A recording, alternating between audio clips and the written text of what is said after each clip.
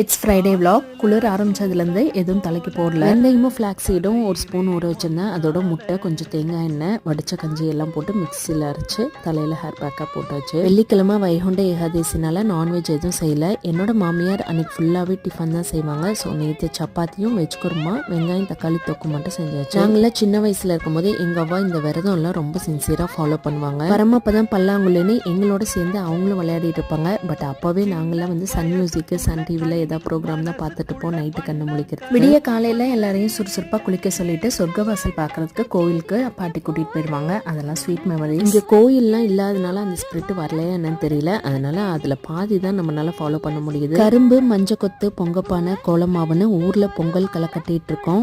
இங்கேயும் தமிழ் கடையில் பொங்கல் ஜாமான்லாம் வந்துருச்சு. ஒரே ஒரு கரும்பு சாப்பிட்றதுக்கு வாங்கிட்டு வந்திருந்தாங்க. வீக் டேஸில் ஃப்ரீ காஃபியும், வீக்கெண்ட்ஸில் ஃப்ரீ ஐஸ்கிரீமும் ஐக்கியால நம்ம சிவில் லேடி கொடுத்து ஃபேமிலியாக போகும்போது வாங்கிக்கலாம்.